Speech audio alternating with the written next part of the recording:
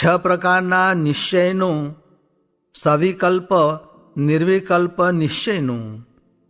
સ્વામિનારાયણ હરે સંવત 1877 માક્ષરવદી નવમીને દિવસ સ્વામી શ્રી સહજાનંદજી મહારાજ ગામ શ્રી લોયા મધ્યે સુરા ભક્તના દરબારમાં રાત્રિને સમયે વિરાજમાન હતા ને ગરમ પોષની રાતી ડગલી પહેરી હતી ને બીજા સર્વ શ્વેત વસ્ત્ર ધારણ કર્યા હતા અને પોતાના મુખારવિંદની આગળ પરમહંસની સભા તથા દેશ દેશના હરિભક્તની સભા ભરાઈને બેઠી હતી.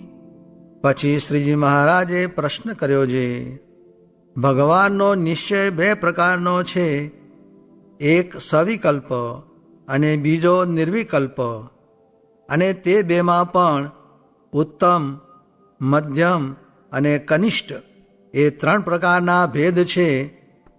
તે 2 મળીને 6 ભેદ થયા. તેના લક્ષણ પૃથક પૃથક કરીને કહો. પછી તેનો ઉત્તર પરમહંસ વતે થયો નહીં. ત્યારે શ્રીજી મહારાજ બોલ્યા છે, સવિકલ્પ નિશ્ચયમાં કનિષ્ઠ ભેદ તો એ જે ભગવાન જે તે અન્ય મનુષ્યની બરોબર કામ, ક્રોધ, લોભ, સ્વાદ, માન એ આદિકને વિશે પ્રવર્તે ત્યાં સુધી તો ભગવાનનો નિશ્ચય રહે, પણ જો વધારો કરે તો ન રહે. અને મધ્યમ ભેદ તો એ જે મનુષ્ય થકી બમણા કામાદિકને વિશે અધિક પ્રવર્તે ત્યાં સુધી પણ નિશ્ચય રહે. અને ઉત્તમ ભેદ તો એ જે ભગવાન ગમે તેવું નીચ જાતિની પેઠે આચરણ કરે તથા મદ્ય, માંસ, પરસ્ત્રી, ક્રોધ, હિંસા ઇત્યાદિ ગમે તેવું આચરણ કરે તો પણ સંશય થાય નહીં.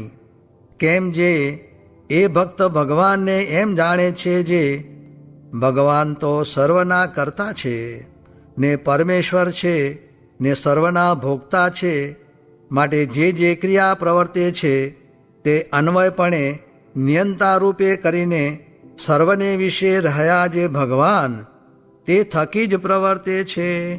તો એ તો કાંઈક થોડીક એવી નીચ જેવી ક્રિયા કરી તેણે કરીને એમને કાંઈ બાદ નથી. કેમ જે એ તો સર્વ કરતા છે. એવી રીતે ભગવાનને વિશે સર્વેશ્વરપણું જાણે, માટે એને ઉત્તમ સવિકલ્પ નિશ્ચયવાળો ભગવદ્ ભક્ત કહીએ. અને હવે નિર્વિકલ્પમાં કનિષ્ઠ ભક્ત કયો તો ભગવાનને સર્વ શુભ અશુભ ક્રિયા કરતા દેખે તો પણ એમ સમજે છે સર્વ ક્રિયાને કરે છે તો પણ અકર્તા છે. કેમ જે એ ભગવાન તો બ્રહ્મરૂપ છે. તે બ્રહ્મ કેવું છે તો આકાશને પેઠે સર્વને વિશે રહ્યું છે ને સર્વની ક્રિયાઓ તેને વિશે જ થાય છે. એવું જે બ્રહ્મપણું તે ભગવાનને વિશે જાણે.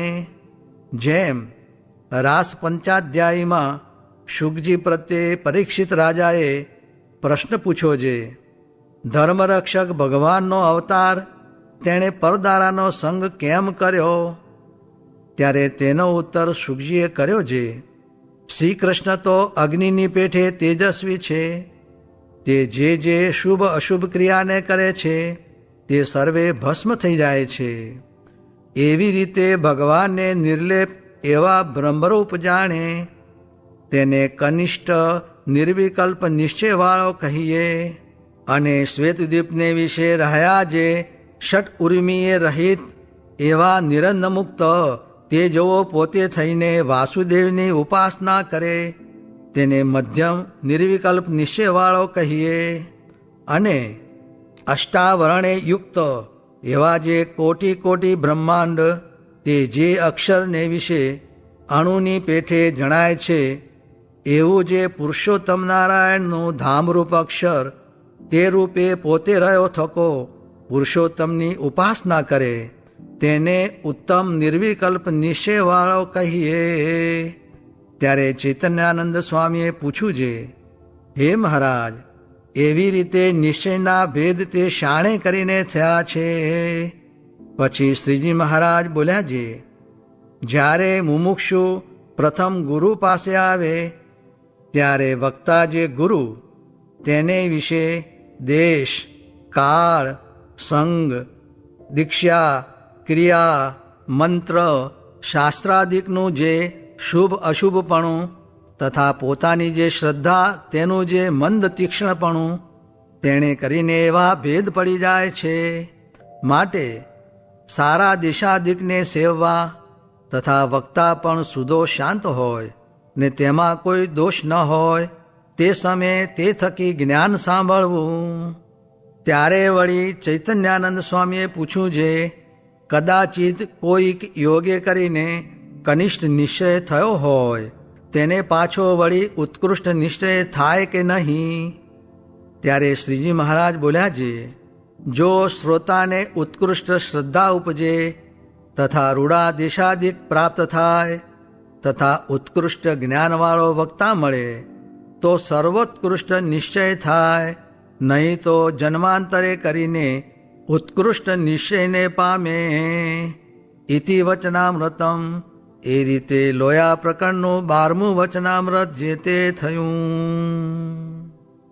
પોતા થકી થોડું થાય તો થોડું કરવું ને હાથ જોડવા, પણ કપટ ન કરવું ને આડું અવળું તરી જવું નહીં. અને મોટા આગળ જો જીવ સરળપણે વર્તે તો સહેજે જ મોટા તેની ખબર રાખે તેમાં કાંઈ કહેવું પડે નહીં. ને જગતમાં પણ એમ રીતિ છે જે જેનો થઈ રહે તેની ફિકર તેને રાખવી પડે છે, તે મોટા ખબર રાખે. સ્વામિનારાયણ સ્વામીએ વાત કરી છે, અવતાર માત્ર તો ચમકપાણ જેવા છે, તેમાં કેટલાક તો મણ જેવા છે ને કેટલાક તો 10 મણ જેવા છે ને કેટલાક તો 100 મણ જેવા છે ને કેટલાક તો લાખ મણ જેવા છે. તેમાં જે મણ ચમક હોય તે આ મંદિરનું લોઢું હોય તેને તાણે, ને 10 મણ ચમક હોય તો આખા શહેરના લોઢાને તાણે, ને 100 મણ ચમક હોય તો આ દેશના લોઢાને તાણે, ને લાખ મણ ચમક હોય તો આખા પરગણાના લોઢાને તાણે. ને આજ તો બધો ચમકનો પર્વત આવ્યો છે, નહીં તો બધું બ્રહ્માંડ તણાય કેમ? એમ વાત કરીને બોલ્યા છે, પૂર્વના અવતારમાં જેમાં જેટલું ઐશ્વર્ય છે તેમાં તેટલા જીવ તણાય છે, ને આજ તો સર્વ અવતારના અવતારી ને સર્વ કારણના કારણ એવા જે પુરુષોત્તમ તે જ પધાર્યા છે. ને તેને જોઈને તો અનંત ધામના પતિ તે ધામના મુક્ત તે મહારાજની મૂર્તિને વિશે તણાઈ ગયા, જેમ ચમકના પર્વતને દેખીને વાણના ખીલા તણાઈ જાય છે તેમ. સ્વામિનારાયણ સ્વામીએ વાત કરી છે, પંચ મહાપાપનો કરનારો હોય તેનું પ્રાયશ્ચિત શાસ્ત્રમાં કહ્યું નથી, તો પણ આ સભાના દર્શન કરે તો તેના પાપ ટળી જાય. કેમ જે આ સભામાં ભગવાન છે, સાધુ છે, સર્વે છે. સ્વામિનારાયણ સ્વામીએ વાત કરી છે, નથુ પટેલે વાડીમાં પૂછ્યું છે, બધેથી આસ્થા તૂટીને એક ઠેકાણે કેમ થાય? ત્યારે સ્વામીએ ઉત્તર કર્યો છે, તેના જાણીને બધાને માનવા ને જે આપણને મળ્યા છે તેની સાથે પતિવ્રતાની ટેક રાખવી. આપણે એ બધાનું શું કામ છે? આપણે તો દેહ છતાં જેના ભેગા રહ્યા છીએ તે જ તેડવા આવશે, બીજા નહીં આવે. ને મરીને તેના ભેગું રહેવું છે. ફરી પૂછું છે, અહો અહો કેમ થતું નથી? ત્યારે સ્વામીએ ઉત્તર કર્યો છે, ચામડાની મશક પલળતી જાય તેમ પાણી સમાતું જાય તેમ ધીરે ધીરે થતું જાય છે. સ્વામિનારાયણ સ્વામીએ વાત કરી છે, ભગવાન તો ઘણાયને મળે છે પણ આવી ગમ્મત કોઈએ કરાવી નથી. ને આ યોગ ઘણો દુર્લભ છે. ફરી ફરીને આવો યોગ નહીં બને, કારણ કે હાલ સાક્ષાત ભગવાનનો યોગ છે ને હાલમાં ઘડી ઘડી પળ પળ જાય છે તે ઘણી દુર્લભ છે. માટે ભગવાન વિના બીજું રાખશે તેની અસદ ગતિ થશે. સ્વામિનારાયણ હરે સ્વામીએ વાત કરી છે, આ સમામાં આપણો અવતાર થયો છે તે મોટા ભાગ્ય છે. 100 વર્ષ પહેલાં કે 100 વર્ષ પછી જન્મ થયો હોત ને ગમે તો સમાધિ થાત, તેમાં શું ઉગડ્યું? આ વાતો ને આવો જોગ તેની બરાબર થાય નહીં. ને હાલ તો ધર્મ અર્થ કામને પડ્યા મૂકીને કેવળ મોક્ષ જ રાખ્યો છે. તેમાં જેને ગુણ નહીં આવે ને અવગુણ આવશે તેને અસુર જાણવો. ને હાલની ક્રિયા એકે અવગુણ આવે એવી નથી, સહેજે જ ગુણ આવે એવી ક્રિયા છે. સ્વામિનારાયણ હરે સ્વામીએ વાત કરી છે, વરસાદ તો ભગવાન વરસાવે છે ને ઇન્દ્ર તો રિસાઈ ગયો છે, તે વરસતો નથી ને કાળ પણ કોપ્યો છે, પણ દયા આવ્યાથી વરસાદ કર્યો છે. સ્વામિનારાયણ હરે. સ્વામીએ વાત કરી જે બળદિયાને તંતીમાં બાંધે છે તેમ જીવ માત્રને તંતીમાં બાંધી લીધા છે. તે કોઈ ક્રિયા થાય જ નહીં ને છૂટાય નહીં ને તેમાંથી છૂટ્યાનો ઉપાય તો પ્રગટ ભગવાન અને તેના સંગી એ બે જ છે. સ્વામિનારાયણ હરે. સ્વામીએ વાત કરી જે પંચાળાના વચનાવતમાં કહ્યું છે જે જેમ જેમ ભગવાનનો સંબંધ રહે તેમ તેમ સુખ થાય છે. તે ભગવાન પરોક્ષ હોય ત્યારે કેમ સંબંધ રહે. પછી ઉત્તર કર્યો જે કથા, કીર્તન, વાર્તા, ભજન ને ધ્યાન તેણે કરીને સંબંધ કહેવાય ને તે કરતાં પણ મોટા સાધુનો સંગ એ તો સાક્ષાત ભગવાનનો સંબંધ કહેવાય ને ભગવાનનું સુખ આવે. કેમ જે તેમાં ભગવાન સર્વ પ્રકારે રહ્યા છે ને પ્રત્યક્ષ હતા ત્યારે પણ જેવા છે તેવા ન જાણ્યા તો સંબંધ ન કહેવાય ને એમ જાણ્યા વિના તો પ્રત્યક્ષ હોય તો પણ શું. ને તેમજ જે સંતમાં ભગવાન સર્વ પ્રકારે રહ્યા છે તેને જાણે તો આજે પ્રત્યક્ષ છે, એમ જાણ્યા વિના તો આજે પરોક્ષ છે.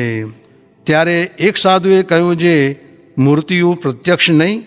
ત્યારે સ્વામી બોલ્યા જે પ્રત્યક્ષ ભગવાન તથા સંતના ચરિત્રમાં મનુષ્ય ભાવ આવે તો અમાવાસ્યાના ચંદ્રમાની પેઠે ઘટી જાય છે ને દિવ્ય ભાવ જાણે તો બીજના ચંદ્રમાની પેઠે વધે છે.